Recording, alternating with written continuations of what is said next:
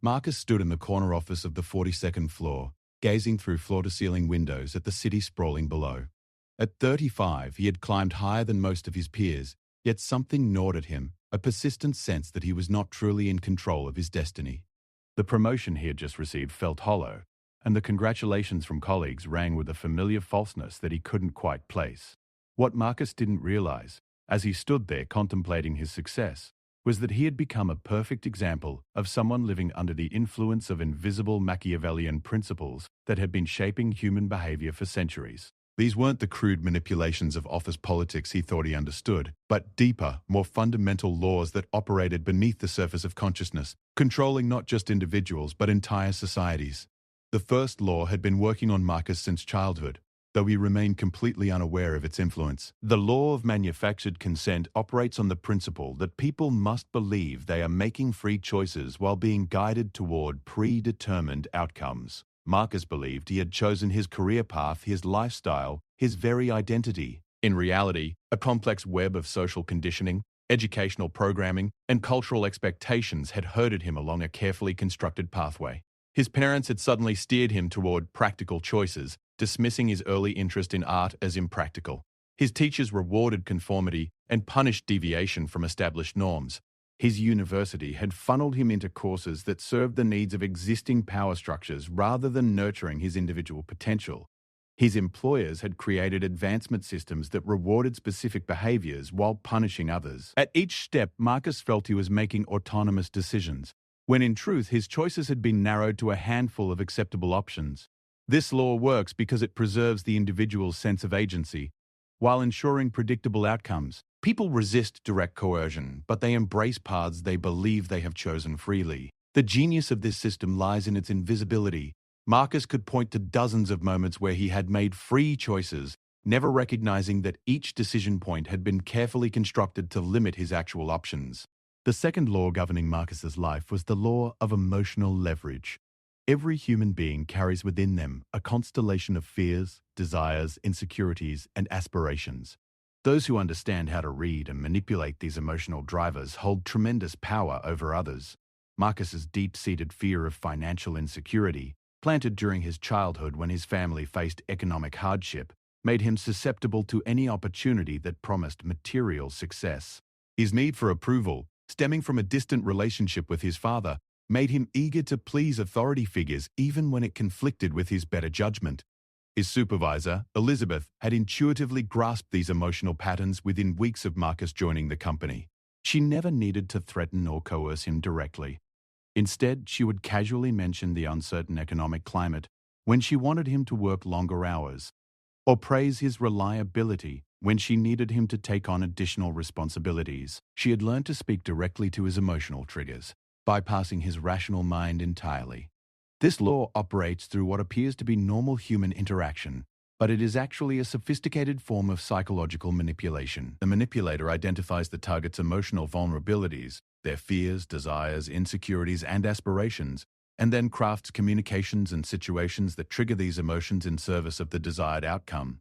The target rarely realizes they are being manipulated because the emotional responses feel authentic, and the subsequent decisions seem rational.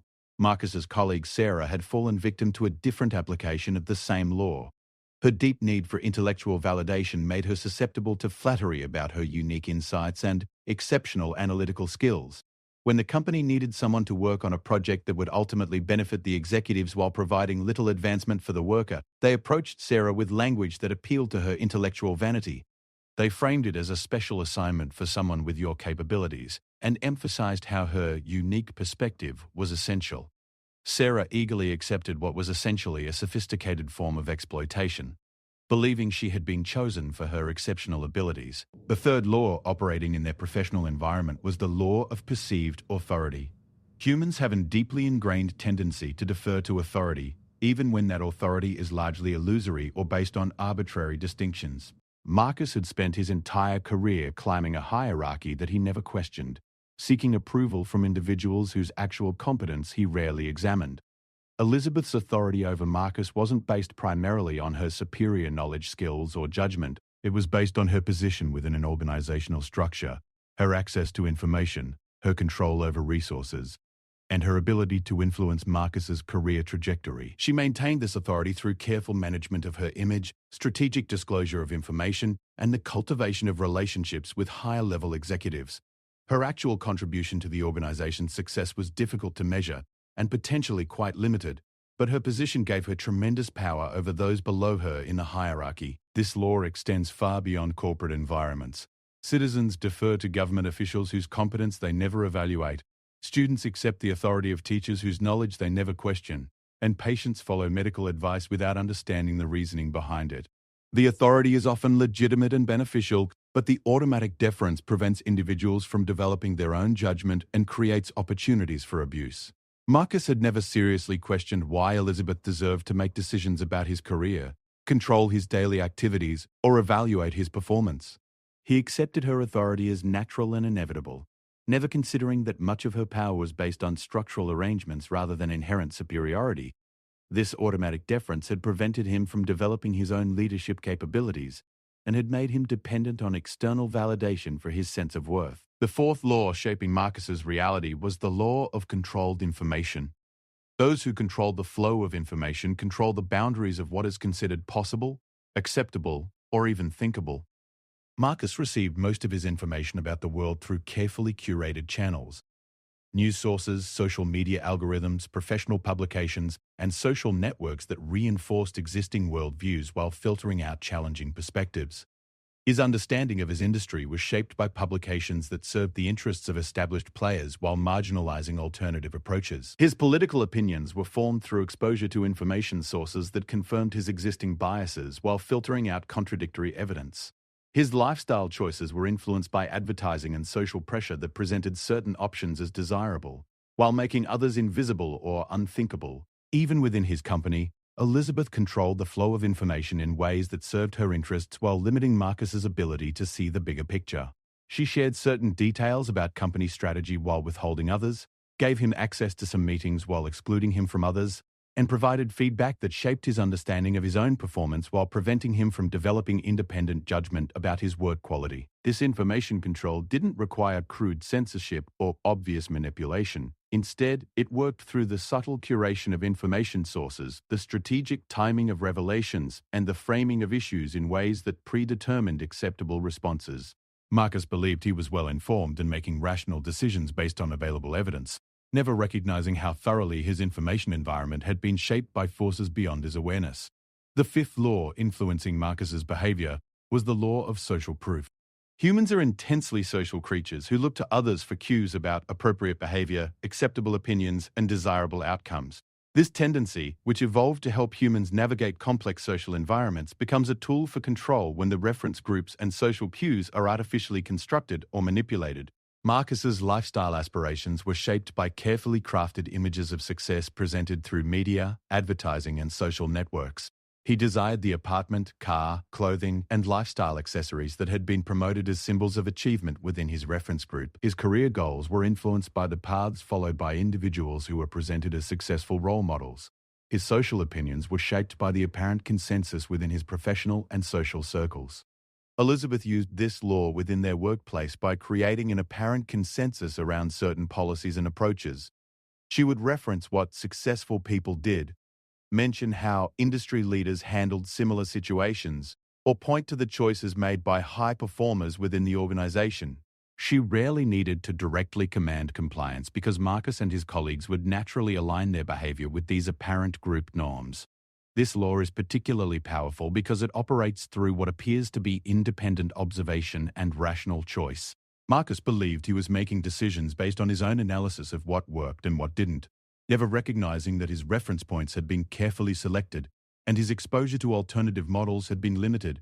The social proof he relied on was often artificially constructed or strategically presented to guide his behavior in predetermined directions. The sixth law governing Marcus's life was the law of incremental compromise. Rather than attempting to secure large concessions that might trigger resistance, skilled manipulators secure small commitments that create psychological consistency pressures for larger concessions later. Marcus had been gradually shaped through a series of small compromises that seemed reasonable individually, but collectively represented a significant departure from his original values and intentions. His first job had required him to promote products he didn't entirely believe in, but the compromise seemed minor and temporary. His next position involved longer hours that cut into his personal time, but the financial benefits seemed to justify the sacrifice. His current role required him to manage people in ways that felt manipulative, but he rationalized this as necessary business practice. Each individual compromise was small enough to accept, but collectively they had transformed him into someone he wouldn't have recognized years earlier. Elizabeth had used this technique masterfully throughout their professional relationship. She began with small requests that seemed reasonable and beneficial to Marcus's career development. Gradually, she increased the scope and frequency of her requests, always framing them in ways that seemed consistent with his previous commitments. By the time she was asking him to work weekends, manage unrealistic deadlines, and implement policies he found questionable, he had already established a pattern of compliance that made resistance psychologically difficult. This law works because humans have a powerful drive towards psychological consistency. Once someone has agreed to a small request or made a minor commitment, they feel internal pressure to maintain consistency with that choice. The manipulator can then reference the previous commitment to secure agreement to larger requests that might have been refused if presented initially. The target rarely recognizes this pattern because each individual decision seems reasonable within the context of previous choices. Marcus's personal life had been shaped by this same principle through consumer culture, educational institutions, and social expectations. He had made a series of small commitments to lifestyle choices, career paths, and social roles that had gradually locked him into patterns of behavior that served others' interests more than his own. Each choice had seemed reasonable and beneficial at the time, but collectively they had created a life that felt constraining and inauthentic.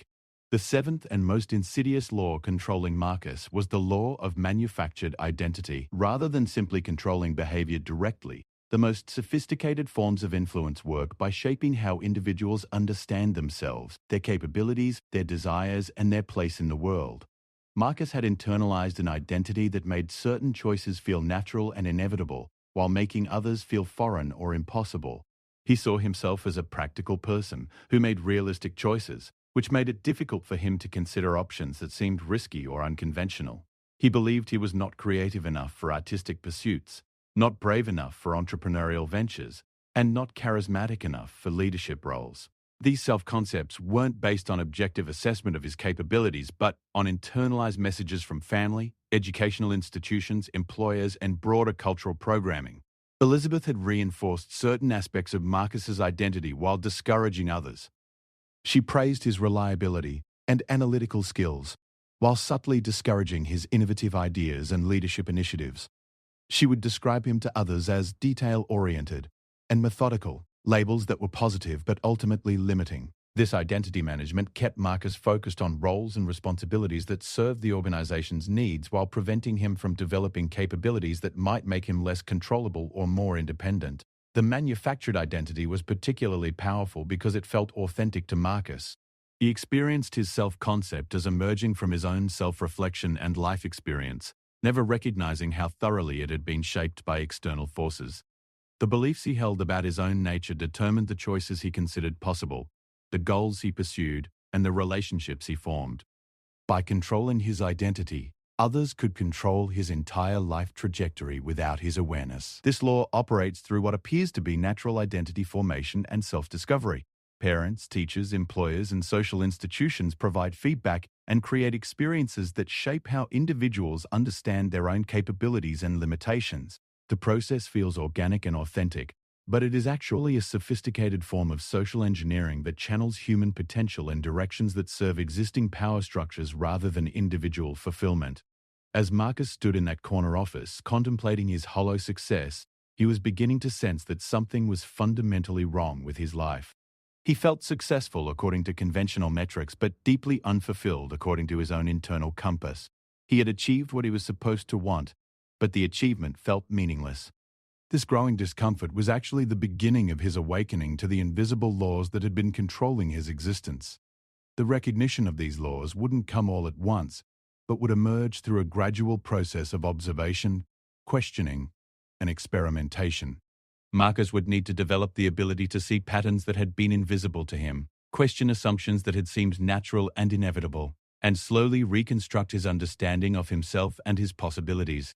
This process would be difficult and disorienting, but it was the only path toward genuine freedom and authentic self-determination. The 7 laws that had controlled Marcus: manufactured consent, emotional leverage, perceived authority, controlled information, social proof, incremental compromise, and manufactured identity, operated not just on individuals but on entire societies. They were the invisible architecture of social control, more effective than force or coercion because they preserved the illusion of freedom while ensuring predictable outcomes. Understanding these laws was the first step toward transcending them, but that understanding would require a fundamental transformation of consciousness that few individuals were willing or able to undertake. Part 2. The Awakening Process. The transformation began on a Tuesday morning when Marcus arrived at work to find a memo announcing organizational restructuring. Elizabeth had been promoted to regional director, and Marcus was being considered for her position. Instead of feeling elated, he experienced an unexpected wave of anxiety mixed with something he couldn't initially identify, a kind of existential dread that seemed disproportionate to the situation. That evening, unable to concentrate on the financial reports spread across his kitchen table, Marcus found himself scrolling through social media, observing the carefully curated lives of his connections. Everyone appeared successful, happy, and fulfilled, yet something about the uniformity of their presentations struck him as odd. They all seemed to be following similar scripts, pursuing similar goals, and expressing similar values. For the first time, he wondered whether this apparent consensus reflected genuine choice or something more systematic. The next few weeks brought a series of small observations that began to coalesce into a larger pattern of recognition. During a strategy meeting, Marcus noticed how Elizabeth's replacement as his supervisor, David, used language almost identical to Elizabeth's when discussing company priorities and individual performance expectations. The phrases seemed scripted rather than spontaneous, as if they were drawn from a manual rather than emerging from personal reflection or genuine analysis. Marcus began paying attention to the information sources that shaped his understanding of industry trends and best practices. He realized that most of the publications he read, conferences he attended, and professional development programs he participated in were sponsored by the same handful of large consulting firms and technology companies. The apparent diversity of perspectives was actually a carefully orchestrated presentation of variations on similar themes, all serving the interests of the sponsoring organizations. This recognition led him to seek out alternative sources of information about his industry, his career options, and business practices in general. He discovered approaches to management, organizational structure, and professional development that contradicted much of what he had accepted as conventional wisdom. More importantly, he found examples of individuals who had succeeded by rejecting rather than following the standard pathways that had seemed inevitable to him. The process of questioning his information sources led naturally to questioning his reference groups and the social proof that had guided so many of his decisions. Marcus began observing the people he had used as models for success, paying attention not just to their apparent achievements, but to their actual daily experiences, relationships, and personal satisfaction. Many of the individuals he had envied appeared to be as trapped and unfulfilled as he was, despite their external markers of success. He started experimenting with small acts of deviation from established patterns, testing whether the consequences would be as severe as he had imagined. He declined to work a weekend when David made what had seemed like a reasonable request, expecting significant pushback or career damage. Instead, David simply adjusted the timeline without apparent frustration or retaliation. Marcus realized that many of the constraints he had accepted as absolute were actually flexible and negotiable. This experimentation extended to his personal life. He began declining social invitations that felt obligatory rather than enjoyable, pursuing activities that interested him rather than those that seemed appropriate for someone in his position, and expressing opinions that reflected his actual thoughts rather than what seemed safe or acceptable. To his surprise, most people responded positively to this increased authenticity, and those who didn't had been superficial relationships anyway. The most difficult aspect of Marcus's awakening was recognizing how thoroughly his self-concept had been shaped by external forces. He began questioning fundamental beliefs about his own capabilities, limitations, and desires. Was he actually not creative enough for artistic pursuits? Or had he simply internalized messages that discouraged creative exploration? Was he genuinely satisfied with conventional markers of success, or had he learned to suppress deeper aspirations that seemed impractical or unrealistic? This process of identity reconstruction was particularly challenging because it required him to acknowledge that much of what he had considered his authentic self was actually a manufactured persona designed to serve others' interests rather than his own. The recognition was simultaneously liberating and terrifying. Liberating because it opened up possibilities he had never seriously considered, and terrifying because it meant that most of his major life decisions had been based on false premises. Marcus began conducting what he privately called identity experiments, temporarily adopting different perspectives and behavioral patterns to see how they felt and what responses they generated. He spent weekends writing short stories, not because he believed he had literary talent, but to test whether his supposed lack of creativity was actually a real limitation or an internalized constraint. He attended art exhibitions, philosophy discussions, and political meetings that fell outside his normal intellectual comfort zone. Each experiment provided data about his actual preferences, capabilities, and interests as distinct from the preferences, capabilities, and interests that had been programmed into him. He discovered that he enjoyed creative expression more than he had expected, had stronger analytical capabilities than his current role utilized, and held political and social opinions that differed significantly from those of his professional peer group.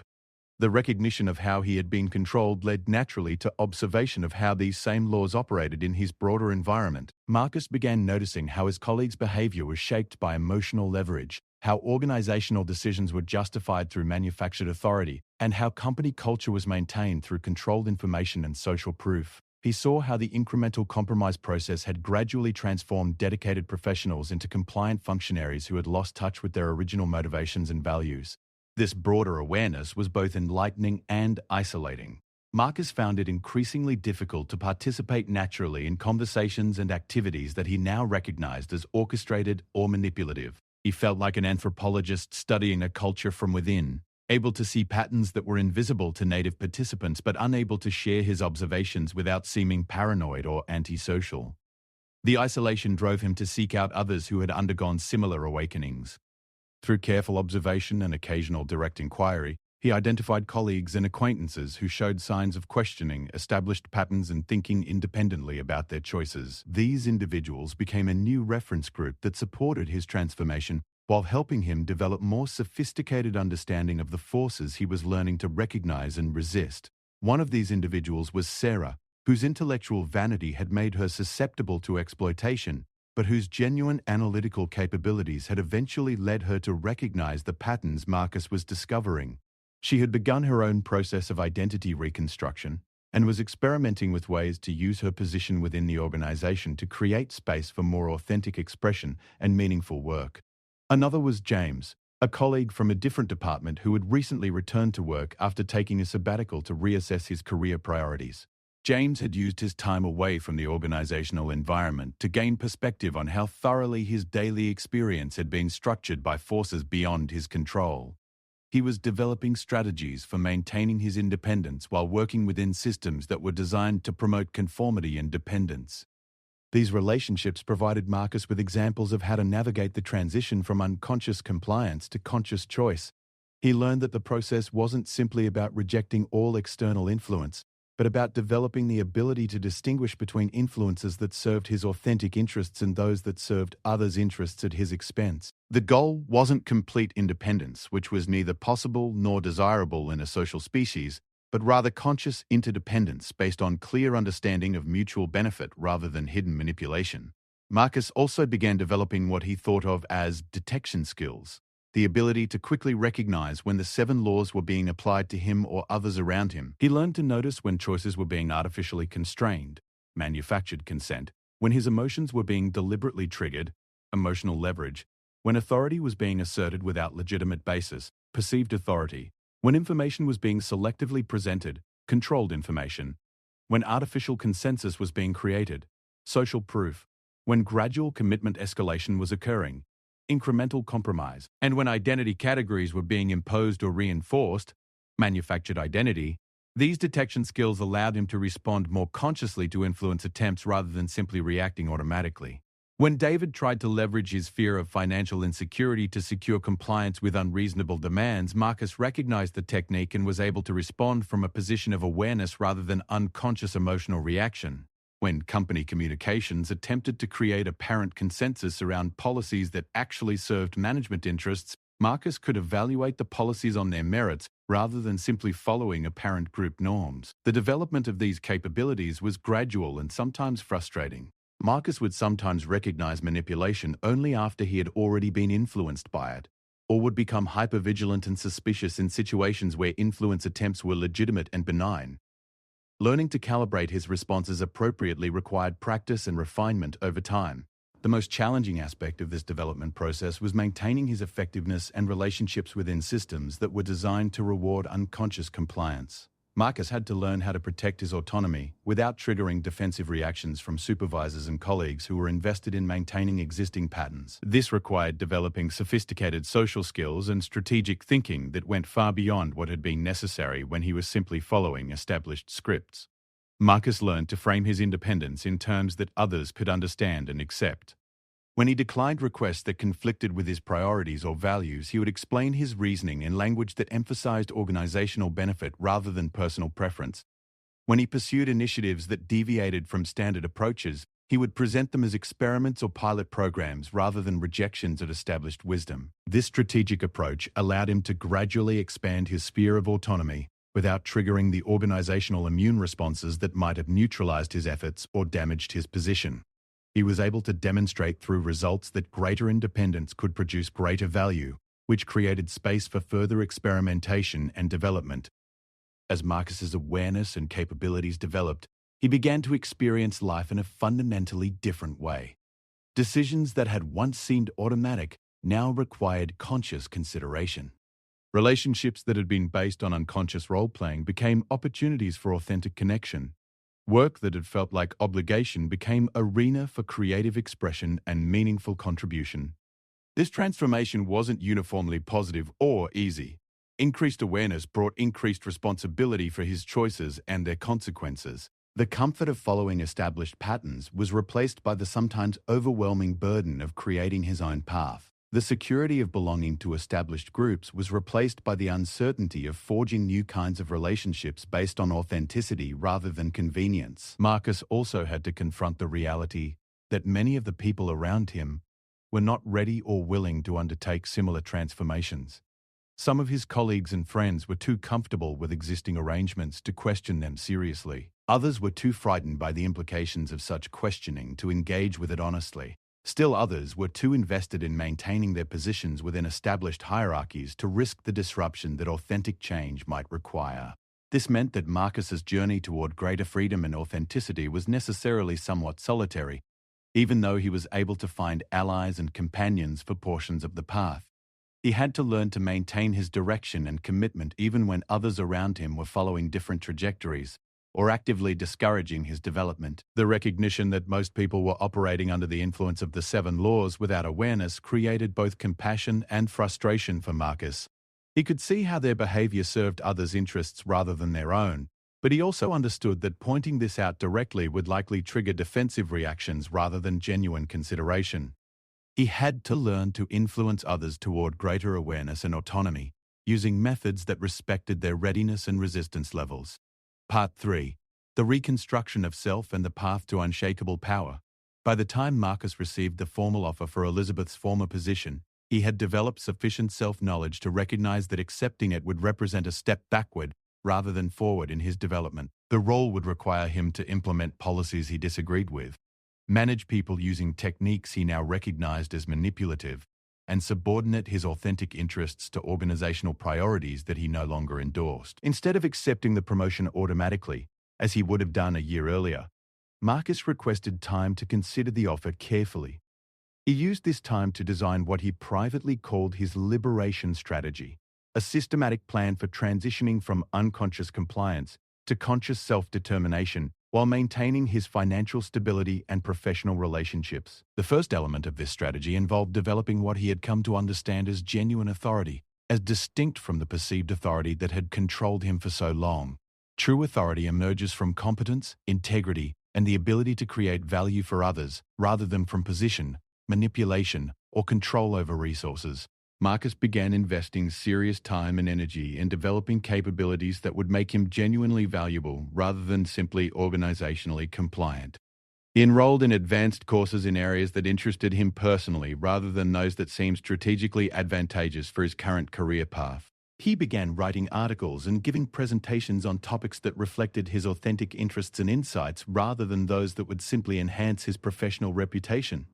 He started consulting work on weekends that allowed him to experiment with different approaches to business problems without the constraints of his current organizational environment. This capability development was motivated by intrinsic interest rather than external reward, which made the learning process more enjoyable and sustainable than the professional development activities he had pursued previously.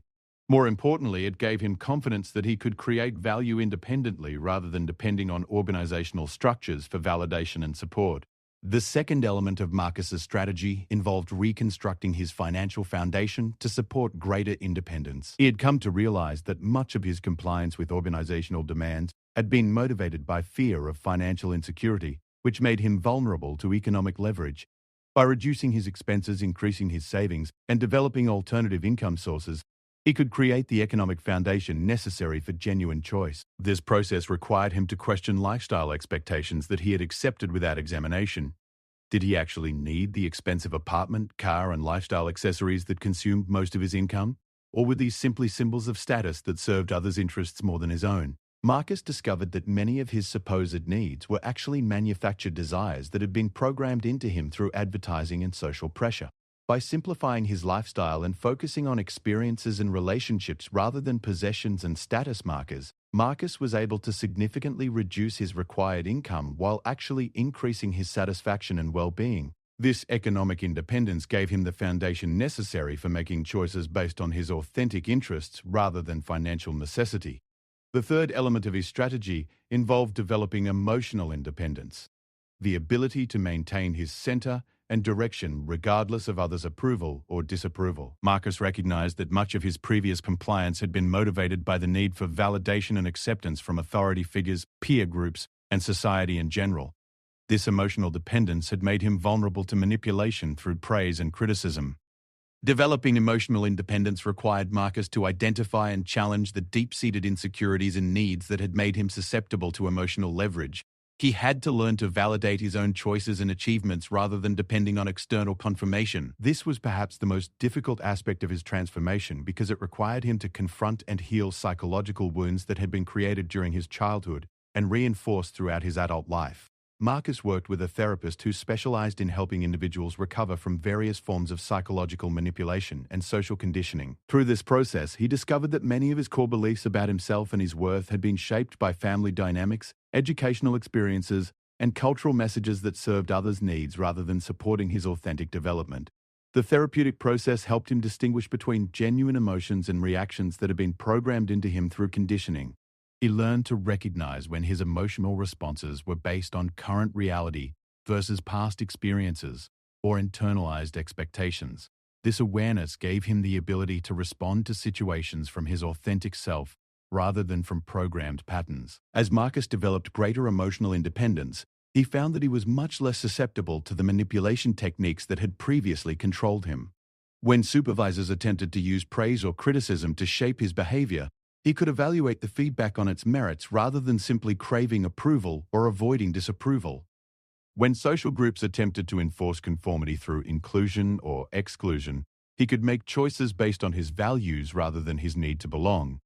The fourth element of his liberation strategy involved developing what he thought of as sovereign thinking, the ability to form independent judgments based on direct observation and analysis rather than accepting conclusions provided by others. This required him to develop information gathering and analysis skills that went far beyond what he had learned in his formal education or professional training. Marcus began studying logic, critical thinking, and research methodology not as academic subjects but as practical tools for navigating a world full of competing claims and hidden agendas. He learned to trace the sources of information, identify potential biases and conflicts of interest, and distinguish between evidence and opinion. He developed the habit of seeking out multiple perspectives on important questions and testing ideas against his own experience rather than simply accepting expert opinions. This intellectual independence was essential for breaking free from the controlled information environments that had shaped his previous thinking. By developing his own research capabilities and analytical frameworks, Marcus could evaluate situations and opportunities based on objective criteria rather than simply following the guidance provided by others who might have conflicting interests. The development of sovereign thinking also required Marcus to become comfortable with uncertainty and ambiguity. Much of the information control he had experienced had worked by providing simple, certain answers to complex questions, which relieved the anxiety of uncertainty while preventing deeper investigation. By learning to tolerate and even embrace uncertainty, Marcus became less susceptible to manipulation through false certainty and manufactured consensus. The fifth element of his strategy involved developing what he called creative rebellion, the ability to imagine and implement alternatives to established systems and approaches. Marcus recognized that much of his previous compliance had resulted from an inability to conceive of viable alternatives to the paths that had been presented to him as inevitable or necessary. By studying the biographies of individuals who had successfully created unconventional lives and careers, Marcus learned that the apparent inevitability of standard paths was often illusory. There were always alternatives available to those who were creative and courageous enough to identify and pursue them.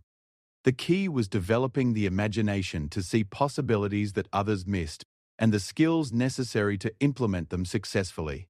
Marcus began experimenting with small-scale creative projects that allowed him to test his ability to generate value outside of established systems. He developed consulting services that addressed market needs in innovative ways, created content that reflected his unique perspective and insights, and built relationships with individuals who were also questioning conventional approaches to career and life.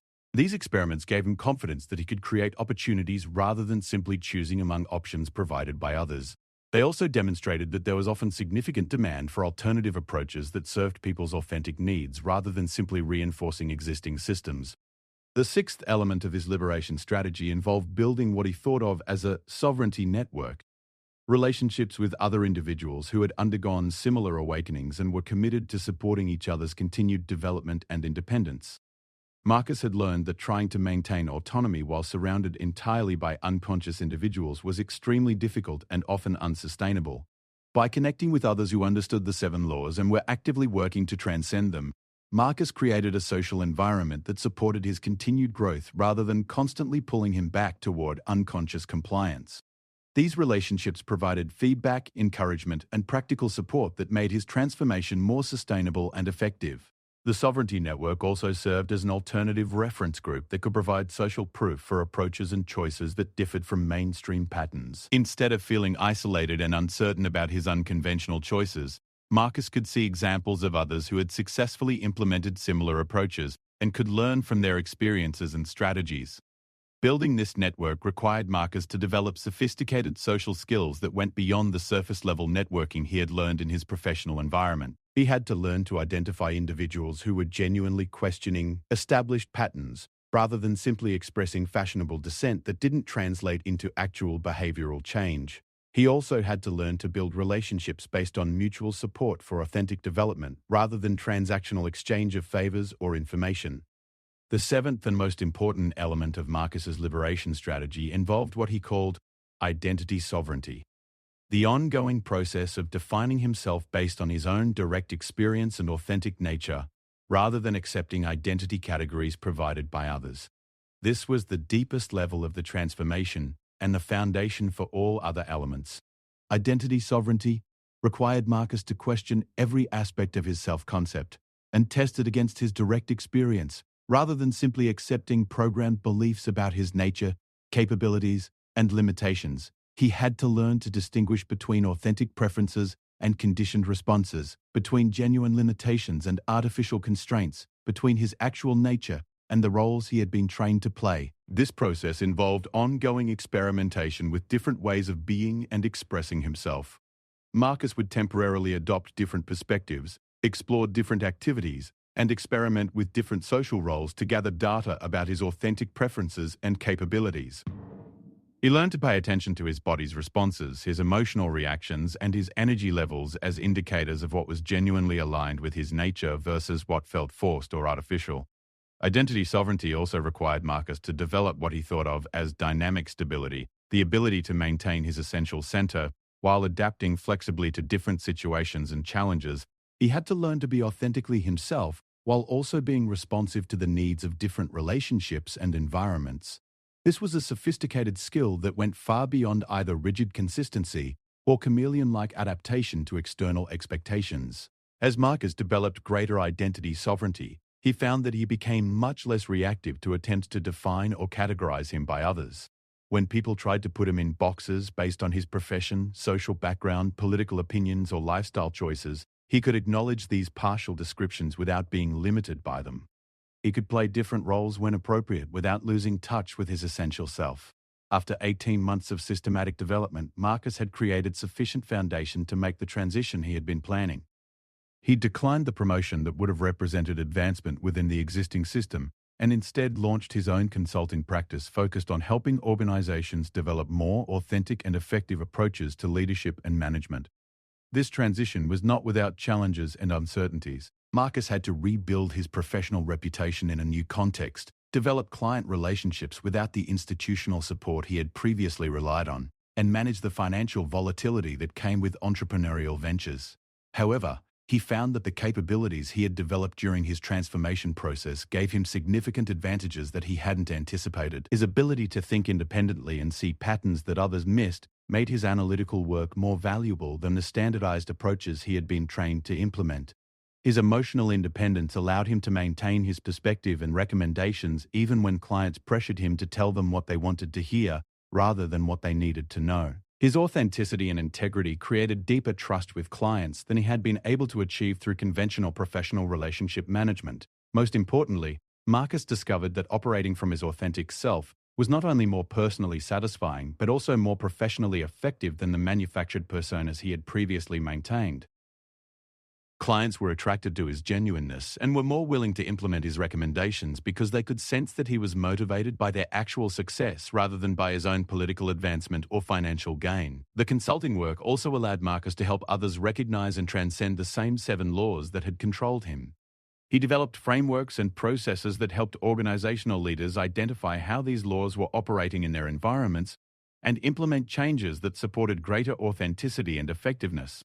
This work gave him a sense of purpose and meaning that he had never experienced in his previous roles.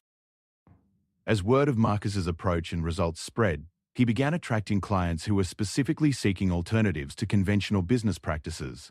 These were leaders who had intuited that something was fundamentally wrong with standard approaches to management, leadership, and organizational development, but hadn't been able to articulate what the problems were or envision practical solutions. Working with these forward-thinking leaders allowed Marcus to develop increasingly sophisticated understanding of how the 7 laws operated at organizational and societal levels, and how they could be replaced with principles and practices that supported human flourishing rather than simply maintaining existing power structures.